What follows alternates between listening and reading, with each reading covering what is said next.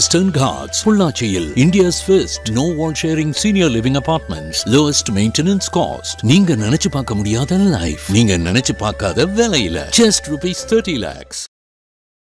எல்லாருக்குமே ஒரு ஆசை தான். ஒரு மாதிரி விஜய் வராரு போய் பார்க்கணுன்ற ஆசைகள் இருக்கலாம். அதையும் தாண்டி நம்மளுடைய குழந்தைகள் வந்து பாதிக்கப்படக்கூடாது, சுவாச பிரச்சனை வரும், அந்த குழந்தைங்களுக்கு பிரீத்திங் ப்ராப்ளம்லாம் இருக்கும் அப்படின்றத யோசிச்சிருந்துருக்கலாம். மறைவுன்னு சொல்றதா இல்லை அரெஸ்ட் பண்ணிட்டா பிரச்சனை பெருசாகும்னு நினைச்சு கூட தவிர்த்திருக்கலாம். ஸோ நம்ம அப்படியே எடுத்துக்கலாம். அது தலைமறைவாகிறதுக்கு யாருமே இதை வேணும்னே செய்யல. இதுல வந்து தவறு எங்க நடந்திருக்குன்னே நம்மளால இன்னும் இப்போ ஒரு முடிவுக்கு வர முடியல. அந்த கூட்டத்தில் அவர் இருக்கும் போது ஏன் செருப்பு வந்து விழுது அப்படின்னா வீசப்படுதுன்னா அதுவே வந்து ஒரு யோசிக்க வைக்குது. அதுக்கு விசாரிக்கணுமே தவிர இந்த வீடியோ வந்து மெய்யா இல்லை வந்து பொய்யான்றதை விசாரிக்கிறத விட்டுட்டு யார் அந்த நபர்கள், ஓகேவா? ஸோ அதை விசாரிக்கணும். நம்ம ஒரு பிரச்சனையை வந்து எப்படி தீர்வு காணணும் யோசிக்கணுமே தவிர அதை வந்து ஒரு அரசியல் ஆக்கக்கூடாது. இதில் ஏன்னா அந்த குழந்தைகள்லாம் என்ன பாவம் பண்ணினாங்க யாருமே, நான் எல்லாருக்குமே பொதுவாக தான் சொல்கிறேன். இதை வந்து ஒரு மீட்டிங் நடக்குதுன்னா இவங்களுமே சில விஷயங்களை ஃபாலோ பண்ணி வந்துருக்கும்.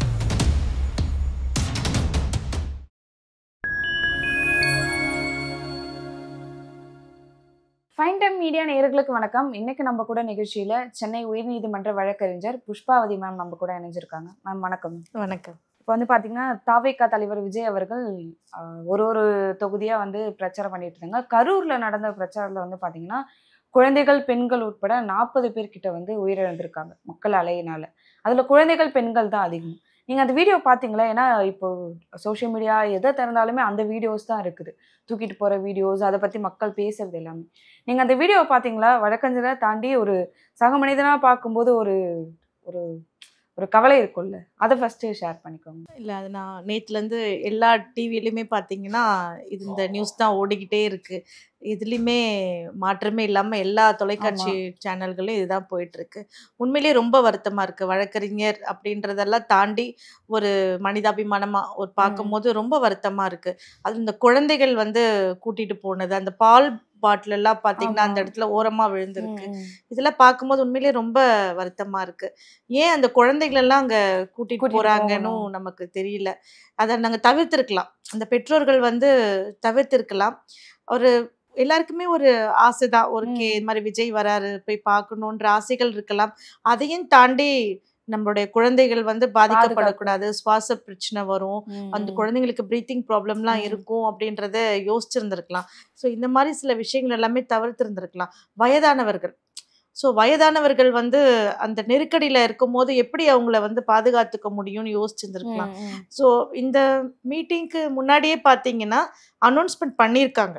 விஜய் அவர்களுமே வந்து பண்ணியிருக்காரு, குழந்தைகள் வர வேண்டாம், வயதானவர்கள் வர வேண்டாம், தவிர்க்கலாம் அப்படின்னு சொல்லி அனௌன்ஸ்மெண்ட் கொடுத்துருக்காங்க. பட் அதையும் தாண்டி வந்து பப்ளிக் வந்து போனது வந்து மிகவும் வருத்தப்பட வேண்டிய விஷயம்தான். சில விஷயங்களை வந்து வருமுன் காப்போம் மாதிரி நம்ம தான் நம்மளை பாதுகாத்துக்கணும். இந்த குழந்தைங்க இவ்வளோ கூட்ட நெரிசலில் இருக்கும் போது இப்போ அது ஒரு மாநாடாக இருந்தால் கூட அவங்களுக்கு வந்து உட்கார வசதி இருந்திருக்கும், பெரிய இடமா இருந்திருக்கும், அவங்களுக்கு இந்த காற்று பிரச்சனைலாம் வந்திருக்காது இல்லையா? இது வந்து ரோட் ஷோன்ற மாதிரி அவர் பேசும்போது ரொம்ப எல்லா வசதிகளும் அந்த இடத்துல கிடைக்குமா கிடைக்காத நீங்கள் யோசிச்சுருந்துருக்கணும். பல இந்த ஊர் மக்கள் மட்டுமல்ல, பல ஊர்களிலிருந்து வந்திருக்காங்க. ஈரோடு, சேலம், திண்டுக்கல் இங்கெல்லாம் வந்திருக்காங்க. ஸோ அந்த குழந்தைகள் எல்லாம் அந்த மாதிரி அழைச்சிட்டு வராமல் நிறைய தவிர்த்திருந்துருக்கலாம். உண்மையிலேயே அந்த வீடியோஸ்லாம் பார்க்கும்போது அந்த செருப்பு விழுந்து கிடக்கிறது ப்ளஸ் அந்த பால் பாட்டிலாம் பார்க்கும்போது உண்மையிலேயே ரொம்ப வருத்தமாக இருந்துச்சு எனக்கு பார்க்கும்போது. ஸோ இந்த மாதிரி ஒரு சில விஷயங்கள் வந்து நிறையவே அவாய்ட் பண்ணியிருந்துருக்கலாம், மக்கள் வந்து அவாய்ட் பண்ணிருக்கலாம். இதெல்லாம் நம்மளே தேடிக்கிற மாதிரி இருக்கு. ஓகே, ஒரு அரசியல் கூட்டம்னும் போது எவ்வளோ பேர் வருவாங்கன்றது எல்லாருக்குமே தெரியும். அதையும் தாண்டி ஒரு சினிமா துறையில் இருக்கிற ஒரு கலைஞர் வந்திருக்காரு அப்படின்னும் போது ரொம்ப இன்னும் நிறைய கூட்டம் இருக்கும். நம்ம இங்கே போனால் நம்மளால இருக்க முடியுமா, அந்த குழந்தைங்கள வச்சுட்டு நம்மளால சமாளிக்க முடியுமா, இதெல்லாம் யோசிச்சு இருந்திருக்கலாம். அதை யோசிக்க தவறிட்டாங்க. Okay ma'am. இதில் வந்து பார்த்தீங்கன்னா அதுக்கப்புறமா ஆளும் கட்சியாக இருக்கட்டும் எதிர்கட்சிகளாக இருக்கட்டும் எல்லாருமே அந்த மருத்துவமனைக்கு வர தொடங்கிட்டாங்க. உயிரிழந்தவர்களை போய் பார்க்கறதா இருக்கட்டும், இல்லைனா இப்போ மருத்துவமனையில் யாரெல்லாம் இருக்காங்களோ அவங்க கிட்ட போய் ஆறுதல் பேசுறதா இருக்கட்டும், அந்த மாதிரி நிறைய விஷயங்கள் நடந்துட்டு இருக்கு.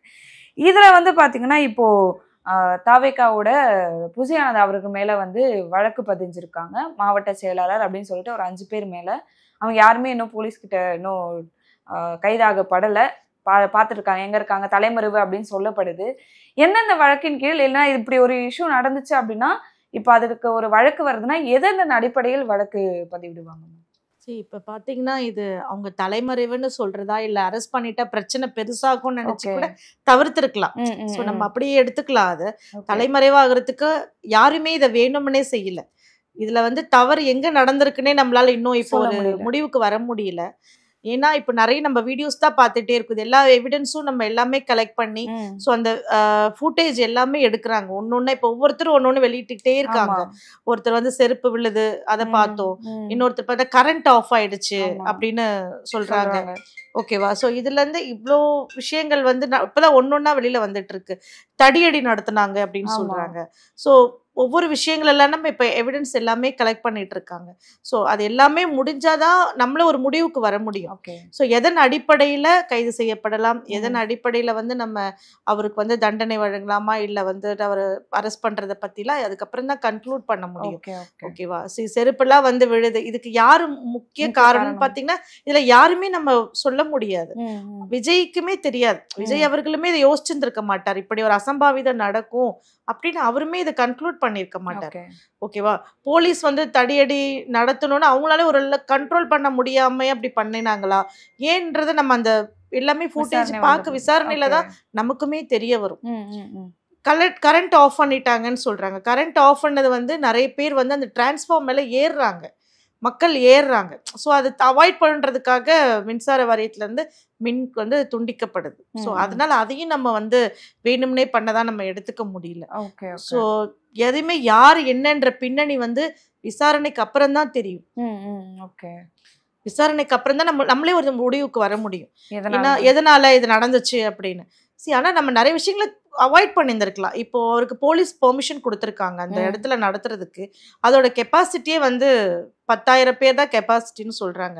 ஆனால் இவங்க ஆக்சுவலாக வந்து பார்த்திங்கன்னா நம்ம முதல்ல இந்த இடத்துல மீட்டிங் நடத்த போகிறோம் அப்படின்னு முன்னாடி நம்ம ஒரு லெட்டர் ஒன்று கொடுப்பாங்க. அவங்களுமே உளவுத்துறைன்னு ஒரு துறை இருக்கும், ப்ளஸ் வந்து அப்புறம் டிஜிபி எல்லாருமே சேர்ந்து அந்த இடத்த வந்து இன்ஸ்பெக்ஷன் பண்ணுவாங்க. இந்த இடத்துல இது நடக்க போகுது, இது வந்து இதுக்கான உரிய இடமா, இந்த இடத்துல பண்ணலாமா அப்படின்னு ஒரு ஆய்வு நடத்தப்படும். அந்த உளவுத்துறை அவங்களுக்குமே தெரியும் 10,000ன்றது கரெக்டா இல்ல அதுக்கு மேல வருவாங்களான்றது அவங்களுமே ஒரு அசம்ஷன் இருக்கும். சோ அப்படி இருக்கும்போது இந்த இவ்வளவுதான் கெப்பாசிட்டி இருக்க இடத்த கொடுத்ததுமே ஃபர்ஸ்ட் தவறு தான். இதை விட பெட்டர் பிளேஸ் கொடுத்துருந்துருக்கலாம். சோ அது கொஞ்சம் அவங்களுக்கு ஸ்பேஸ், ஏன்னா அது வந்து குடியிருப்பு பகுதி. அது இந்த சைடு பாத்தீங்கன்னா வீடு 2 பக்கமும் வீடு இருக்கு, நடுவுல மட்டும்தான் ரோடு இருக்கு. சோ அந்த இடத்துல ஒரு ரொம்ப வந்து ஒரு இக்கட்டான ஒரு இடம் தான், அது ரொம்ப நெருக்கமான இடம் தான், அது ஒரு ஃப்ரீயாவே இல்ல அந்த இடத்துல. சோ அப்ப அவ்வளவு கூட்டம் வர்றதுக்கு முன்னாடியே காவல்துறை வந்து வேற இடத்த அவங்க மாத்தி கொடுத்துருந்துருக்கலாம். எப்படியுமே ஒரு சாதாரண ஒரு தலைவர் நடத்தினாலே அவ்வளவு கட்சிகள் மாநாடு நடத்தும் போதே இவ்வளவு கூட்டம் வருது கூட்டங்களுக்கு. சோ இது ஒரு படி தாண்டிதான் இவர் வந்து இப்ப நம்ம சமீப காலமா நாகப்பட்டினத்திலயும் பார்த்தோம், அதுக்கு முன்னாடி ஒரு மதுரை மாநாடுமே ஃபர்ஸ்ட் டைம் பண்ணியிருந்தார். ஸோ முதல் தடவை பண்ணும்போது யாருமே எதிர்பார்க்கல இந்த அளவுக்கு கூட்டம் இருக்கும்னு யாருமே எதிர்பார்க்கல. ஸோ அதனால இது எல்லாருமே ஒரு அசம்ஷன் பண்ணி இதை விட நல்ல ஒரு பெட்டர் பிளேஸ் கொடுத்துருந்துருக்கலாம் அவங்களுக்கு. ஸோ இதெல்லாம் கொடுத்துருந்தா நமக்கு நிறைய பிரச்சனைகளை தவிர்த்திருந்திருக்கலாம். ஆனா அதை வந்து அவங்களுமே சரியா பண்ணல. இல்ல இவங்க கோரிக்கை கொடுத்தவங்களும் கரெக்டா இவ்வளவு பர்சன்ஸ் வருவாங்கன்றது சொல்லலையா என்னன்றது வந்து நமக்கு எல்லாமே விசாரணைக்கு அப்புறம் தான் நமக்கு தெரிய வரும். இப்ப வந்து சொல்லியிருக்காங்க யாரெல்லாம் வீடியோ எடுத்து போடுறாங்களோ அவங்க எல்லாருமே விசாரணைக்கு வந்து கூப்பிடுவோம். அந்த செருப்பு தூக்கி போடுற வீடியோ வெளியிட்டவங்களா இருக்கட்டும், காவல்துறை தடியடி நடத்தினதா இருக்கட்டும், இவ்வளோ வீடியோஸ் நம்மளே பாக்குறோம் போது ஒரு விசாரணைக்குன்னு எடுக்கும்போது அவ்வளோ வீடியோஸ் இருக்கும், அவ்வளோ போட்டோஸ், அத்தனை பேர் பேசின இன்டர்வியூஸ் எல்லாமே இருக்கு இல்லையா, அங்க இருந்த மக்கள் பேசினது எல்லாமே. இதெல்லாம் முடிஞ்ச ஒரு விசாரணை ஒரு முடிவு வெளியே வருதுன்னா அது எவ்வளவு நாள் எடுத்துக்கோங்க. ஏன்னா அந்த மாதிரி நிறைய விஷயங்களை வந்து நமக்கு இன்னும் முடிவே தெரியாம இருக்கு. அப்படி இருக்கும்போது இந்த விஷயம் யார் மேல பிளேம் பண்றது என்னன்னே தெரியல. இதுக்குண்டான முடிவு ஒரு தீர்வுனா அது எப்போ சொல்லப்படும் மேம் தீர்ப்பு? அது என்ன சொல்றதுங்க, ஒரு டைம் பீரியட்ல இல்ல சீக்கிரமாவே முடிவு தெரிஞ்சுக்கலாம். எதுவுமே பொய் கிடையாது இல்லையா. சரி, எல்லாமே நம்ம லைவா தான் அந்த ஒவ்வொருத்தருமே செருப்பு வீசுறது எல்லாமே வந்து ஏத்துக்க முடியல. அது சரி, அதெல்லாம் கொஞ்சம் யோசிச்சு பார்த்தீங்கன்னா வந்திருக்கவங்க எல்லாருமே விஜய்க்காக வந்த ரசிகர்கள் கூட்டம் தான். அந்த கூட்டத்துல அவர் இருக்கும் போது ஏன் செருப்பு வந்து விழுது அப்படின்னா வீசப்படுதுன்னா அதுவே வந்து ஒரு யோசிக்க வைக்குது. அவரோட ரசிகர்கள் ஏன் அவர் மேல வீசணும்? சோ அந்த இடத்துல ஏதோ வந்து ஒரு யாரோ அவருக்கு பிடிக்காத ஒரு அது எதிர்கட்சியாக இருக்கட்டும் இல்ல அவர் பெயரை கெடுப்பதற்காக இருக்கட்டும் யாரோ ஒருத்தர் யாரோ அந்த இடத்துல இருக்காங்க தான் நம்ம எல்லாருக்குமே அது தெரியுது. அது யாரோ ஒருத்தர் யாருன்றது வந்து அதுக்கு விசாரிக்கணுமே தவிர இந்த வீடியோ வந்து மெய்யா இல்ல வந்து பொய்யான்றதை விசாரிக்கிறத விட்டுட்டு யார் அந்த நபர்கள், ஓகேவா? ஸோ அதை விசாரிக்கணும் நம்ம. ஓகே. ஸோ வீடியோஸ் வந்து எல்லாமே ஏன்னா அந்த டைம்ல எடுத்த லைவ்ஸ்ல தான் எல்லாருமே ஒவ்வொருத்தருமே அதை ரிலீஸ் பண்ணிட்டு இருக்காங்க, ஒவ்வொருத்தருமே அதை வெளியிட்டு இருக்காங்க. ஸோ இதை செஞ்சது யாரு, அந்த நபர்கள் யார்? அதுக்கப்புறம் இன்னொன்னு கூட நான் கேள்விப்பட்டேன். ஸோ அந்த கூட்ட நெரிசல்ல பாத்தீங்கன்னா நிறைய பேர் வந்து ஒவ்வொருத்தரும் தெரிஞ்ச அடி விழுதுன்னு மேல விழுறாங்கன்னு தெரிஞ்சு கூட மிதிச்சுட்டு போறது. அதுக்கப்புறம் வந்து அவர் பேசும் போதே தடியடி ஸ்டார்ட் பண்ணிட்டாங்க, லத்தி சார்ஜ் அதுக்கு யார் பெர்மிஷன் கொடுத்தா? ஸோ ஏன்னா அவர் பேசிட்டு தான் இருக்காரு. ஸோ அந்த டைம்ல ஏன் அடிக்க ஸ்டார்ட் பண்ணணும் போலீஸ் வந்து? இன்னொன்னு கூட பாத்தீங்கன்னா இன்னொரு விஷயம் நான் சொல்லணும்னு நினைக்கிறேன். அந்த இடத்துல போலீஸே இல்லை அப்படின்னு சொல்லிட்டு ஒரு தலைவர் பேசியிருக்காரு. உண்மையிலுமே அது உண்மைதான். அது போலீஸ் வந்து நம்ம கண்ணுக்கு தமிழ வீடியோஸ்ல பார்க்கலாம், போலீஸ் வந்து பாதுகாப்பு கம்மியா தான் இருக்கு அந்த இடத்துல. எங்க போயிட்டீங்க? இப்போ ஒரு சாதாரணமான ஒரு கூட்டம் நடக்கும் போது ஃபுல்லா போலீஸ் ப்ரொடெக்ஷன் இருக்கணும் இல்லையா? 500 பேர் தான் அந்த இடத்துல இருக்காங்க அப்படின்னு சொல்றாங்க. 500 பேர் எப்படி பத்தோம் நமக்கு? அவ்வளவு பேர் 25,000 பேர் கூட்டத்துக்கு 500 பேர் எப்படி பத்தோம்? மீதி எல்லாரும் எங்க போனீங்க? ஏன் நீங்க சட்ட ஒழுங்கை பாதுகாக்க வேண்டிய நீங்களே ஏன் அந்த இடத்துல வந்து இல்ல பாக்கல அப்படின்றது அதெல்லாமே வந்து எதுக்கு நீங்க இருக்கணும் இல்லையா? அந்த இடத்துல இருக்கணும். ஸோ அதுக்கப்புறமா வந்துட்டு இப்போ இன்னொரு லேட்டஸ்டா ஒரு வீடியோ கூட பார்த்தோம். ஒரு அம்மா வந்து தன்னோட குழந்தைய வந்து விதிப்பட்ட இருக்கு, ஸ்டாம்பீட் ஆயிருக்கு. அந்த குழந்தைய பக்கத்துல இருக்கிற மருத்துவமனையில வந்து அனுமதிக்கல. அந்த குழந்தைய அவங்க கேட்டா வந்து நாங்க இங்கதான் கூட்டிட்டு போயிட்டோம், இங்கதான் இருக்குன்னு சொல்றாங்க. அதுக்கப்புறமா தான் தெரிய வருது அந்த குழந்தைய வந்து கொண்டு போய் கவர்மெண்ட் ஹாஸ்பிட்டல்ல தான் சேர்த்திருக்காங்க. ஸோ அந்த டைம் கேப்லயே வந்து அந்த குழந்தை இறந்துட்டு தான் அந்த அம்மா கதறி வீடியோ போட்டிருக்காங்க. ஸோ இதெல்லாம் யாரு ஏன் இப்படி அந்த குழந்தையுடைய அம்மாவையே குழந்தைய பார்க்க விட மாட்டாங்க, அவாய்ட் பண்றாங்க. எல்லாருமே இருந்துட்டு இருந்தாங்க, நாங்க பாத்துக்கிறோம், நாங்க ஹாஸ்பிட்டல்ல சேர்த்துட்டோம், ஏன் அதெல்லாம் அவாய்ட் பண்றீங்க? ஏன் அந்த அம்மாவையே பெத்த குழந்தை வந்து அந்த அம்மா போய் பாக்கணும்னு சொல்லும் போது கூட ஏன் நீங்க அவாய்ட் பண்றீங்க? யாரு இதெல்லாம் செஞ்சது? யாரு? அந்த டைம் கேப் ஏன் கொடுக்குறீங்க? உடனே ஒரு எமர்ஜென்சில பிரைவேட் ஹாஸ்பிட்டல்ல யாருமே உங்களை மறுக்கலையே, ஏன் நீங்க அந்த குழந்தைய ஹாஸ்பிட்டல்ல சேர்த்திருந்திருக்கலாம். ஸோ இந்த மாதிரி நிறைய விஷயங்கள் மறைமுகமா மர்மமாவே இருக்கு. மறைமுகமாக செய்தது யார்? இதெல்லாமே விசாரணை பண்ணணும். விசாரணை பண்ணினாதான் ஒரு முடிவு தெரியும். ஸோ எதுவுமே தெரியாம நம்ம அவங்க மேலேயும் நம்ம எதையுமே பழி போடுறதுன்றது வந்து ஒரு சாத்தியமா இல்லாத ஒரு. ஓகே மேம், இப்போ இதுல இருக்க ஒரு மிகப்பெரிய கேள்வி என்ன அப்படின்னு பாத்தீங்கன்னா, விஜய் அவர்கள் ஏன் அங்க வரல? எல்லா கட்சியினரும் வந்திருந்தாங்க, அவங்களோட கூட்டத்தில் நடந்ததுக்கு ஏன் அவர் மருத்துவமனைக்கு வரல? அது லா அண்ட் ஆர்டர் இஷ்யூ வரும்ன்றதுனால இருந்தா கூட அதை பத்தின அவரு வெளியிட்ட பதிவா இருக்கணும், எல்லாமே லேட்டா தான் இருந்துச்சு, அது எதுவுமே சரியா இல்லை அப்படின்னு சொல்லி விஜய் மேல இப்போ வழக்கு பதிய வாய்ப்பு இருக்குதான் இந்த இஷ்யூல? ஏன்னா தலைவரா இருக்காரு அவரோட கூட்டத்துல அப்படின்னும் போது இதுக்கு வாய்ப்பு இருக்கா? முதல்ல வாய்ப்பு இருக்கிறது மாவட்ட தலைவர், அதுக்கப்புறம் அந்த கட்சியினுடைய தலைவர்கள், இவங்களுக்கும். ஏன்னா இவங்க தான் அரேஞ்ச் பண்றாங்க எல்லாமே. இதெல்லாம் யாரு அரேஞ்ச் பண்றாங்களோ, அமைப்பு இதெல்லாம் யாரு ரெடி பண்றாங்களோ அவங்களதான் இதுல முதல்ல போய் சார்ந்து. இதுக்கப்புறம் பாத்தீங்கன்னா விஜய் வந்து ஏன் வரல அப்படின்னா, அவர் வந்தா ஆக்சுவலா போலீஸ் தான், காவல்துறையினர் தான் அவர் வர வேண்டாம்னு சொல்லி அவாய்ட் பண்றாங்க. ஏன்னா வந்தா இன்னும் பிரச்சனை ஜாஸ்தி ஆகும் அப்படின்னு. ஆனா அவரு கூட நான் கேள்விப்பட்டது வரைக்கும் நியூஸ்ல பார்த்தது எல்லாமே என்ன சொல்றாரு, நான் போறேன், திருச்சியிலே இருக்கேன் அப்படின்னு தான் சொல்லியிருக்காரு. இல்ல நீங்க திருச்சியில இருந்தாலும் பிரச்சனையாகும், சென்னைக்கு தான் நீங்க போகணும்னு சொல்லியிருக்காங்க. ஸோ அவர் சென்னைக்கு வந்துட்டார். சென்னைக்கு வந்துமே நான் திரும்பி போறேன்னு சொல்லும் போது எல்லாருமே போறாங்க, நான் போறேன்னு இல்லை, நீங்க போனா ப்ராப்ளம் இன்னும் பெருசாயிடும், ஸோ அது வேண்டாம் அப்படின்ற மாதிரி அவாய்ட் பண்றாங்க. அந்த மாதிரி சில காரணங்களால தான். தவிர என்ன கேட்டா அவர் அப்படியே வராம இருந்த அந்த அளவுக்கு கல் நெஞ்சக்காரர்களா யாருமே இருக்க முடியாது. இதுல யாரு மறைமுகமா தவறுகள் செய்யறாங்களோ இல்ல சரியா பண்றாங்களோ இல்ல, யாருமே ஒரு மனிதரோட உயிரா பார்க்கணும். இது அரசியலா பார்க்க கூடாது. ஒரு பிரச்சனைய வந்து எப்படி தீர்வு காணணும் யோசிக்கணுமே தவிர அதை வந்து ஒரு அரசியல் ஆக்கக்கூடாது. இதுல ஏன்னா அந்த குழந்தைகள்லாம் என்ன பாவம் பண்ணினாங்க? யாருமே, நான் எல்லாருக்குமே பொதுவாதான் சொல்றேன். இதை வந்து ஒரு மீட்டிங் நடக்குதுன்னா இவங்களுமே சில விஷயங்களை ஃபாலோ பண்ணி இருந்திருக்கணும். நம்மளுடைய தாவேக்காவா இருக்கட்டும், அவங்களுமே என்ன பண்ணியிருக்கணும், நிறைய அந்த வாட்டர்ஸ் அங்கங்க ப்ரொவைட் பண்ணியிருந்துருக்கணும். அதுக்கப்புறம் பிஸ்கெட்ஸ் கொடுத்துருந்துருக்கலாம். நிறைய முடியாதவங்களுக்கு இந்த தாய்மார்கள் அவங்களுக்குலாம் ஒரு மணி நிறைய அங்கேயாவது கொஞ்சம் சேர்ஸ் அரேஞ்ச் பண்ணியிருக்கலாம். ஒரு டெம்பரவரி டாய்லெட்ஸ் அரேஞ்ச் பண்ணியிருக்கணும். இது எல்லாமே வந்து ஏன்னா இவ்வளோ கூட்டத்துக்கு அவங்களுக்கு தேவைப்படும் இல்லையா? தண்ணிலாம் பார்த்தீங்கன்னா ஒரு எண்ணிக்கையே இல்லாமல் எல்லாருக்குமே கொடுத்துருந்துருக்கும். ஏன்னா அவருடைய சொன்ன டைம் வந்து 10:30 மணிக்கு சொன்னதா நான் கேள்விப்பட்டேன். ஆனால் அவர் வந்தது வந்து 3 மணிக்கு தான் அவர் வந்திருக்காரு. ஸோ இந்த மாதிரி டைம் கேப்பையும் கொஞ்சம் அவாய்ட் பண்ணியிருக்கலாம்.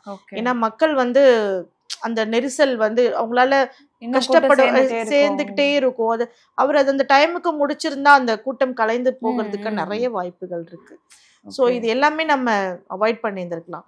இப்போ இவரை நீங்க கேட்ட மாதிரி அவர் அரெஸ்ட் பண்றதுக்கு வந்து சான்சஸ் இருக்கா அப்படின்னா, இப்போ இவ்வளோ 40 பேர் இறந்துருக்காங்க. இதுக்கு காரணம் இந்த கட்சி தலைவர் தான் அப்படின்னு சொல்றீங்க. ஸோ இதே பார்த்தீங்கன்னா நம்மளுடைய முன்னோர்லாம் பார்த்தீங்கன்னா எம்ஜிஆர் அவர்கள்லாம் வந்து சிகிச்சை முடிஞ்சு அவர் ஃபாரின்லேருந்து வராரு.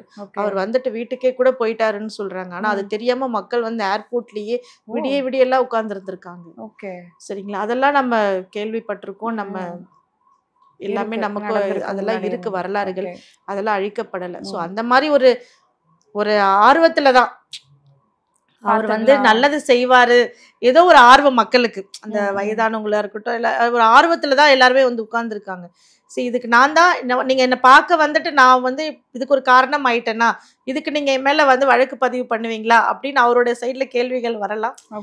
பட் ஆனா மரணம்ன்றது வந்து நடந்ததால மேபி விசாரணைக்கு அப்புறம் தான் எந்த முடிவுமே சொல்ல முடியும்.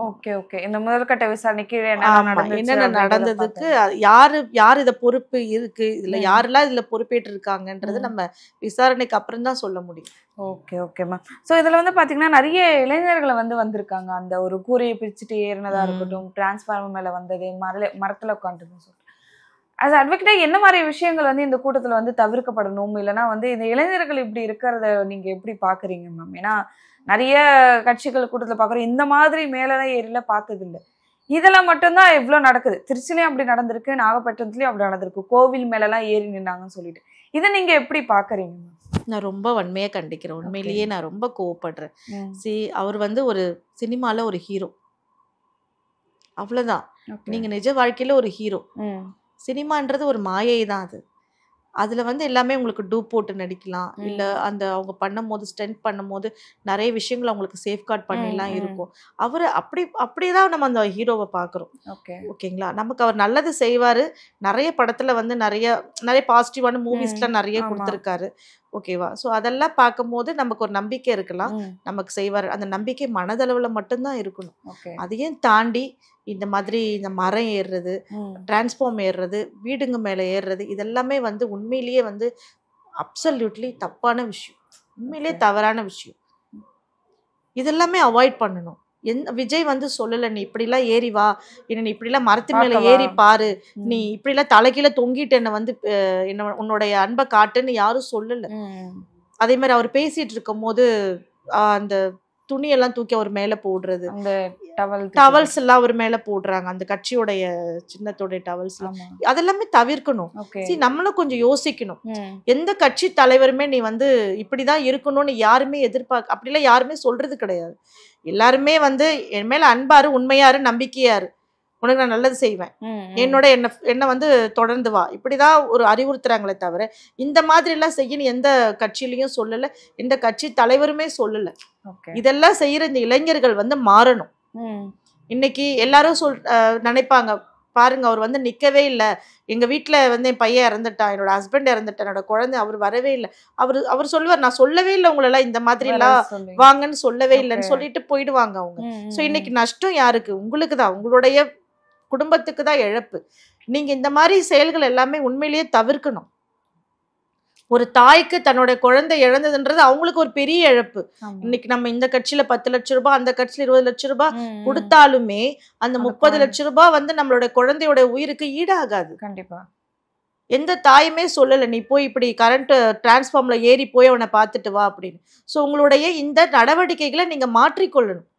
உங்களுடைய இளைஞர்களுடைய துடிப்பை வந்து மக்களுக்கு நல்லது செய்யறதுல நீங்க காட்டணும். நீங்க உங்களுடைய குடும்பத்துக்கு நல்லது செய்யறத காட்டணும். நீங்க படிச்சு முன்னேறதுல காட்டணும்.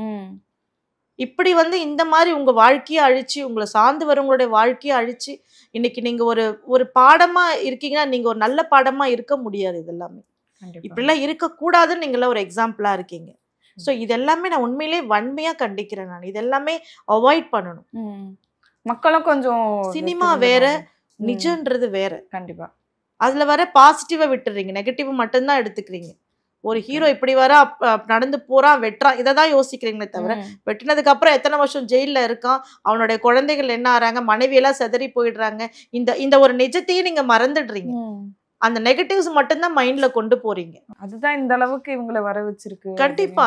இதை உண்மையிலேயே நான் இந்த இந்த மாதிரி செயல்களை நினைச்சு உண்மையிலே ரொம்ப வருத்தப்படுறேன். இது எல்லாமே அவாய்ட் பண்ணணும், இது எல்லாமே தவிர்க்கணும். ஸோ நிறைய விஷயம் பேசணும். இப்போ இந்த கரூர் விஷயமே வந்து பாத்தீங்கன்னா மிகப்பெரிய ஒரு விஷயமா போயிட்டு இருக்கு. விசாரணை ஒரு பக்கம் இருக்கு, அந்த குடும்பங்கள் வருத்தப்படுறது அப்படின்னு சொல்லிட்டு அடுத்தடுத்த வெளியீடு, அடுத்தடுத்த அறிவிப்புக்கு அப்புறமா தான் ஒரு என்ன நடவடிக்கை எடுத்திருக்காங்க, விசாரணை எப்படி போயிட்டு இருக்குன்னு சொல்லிட்டு.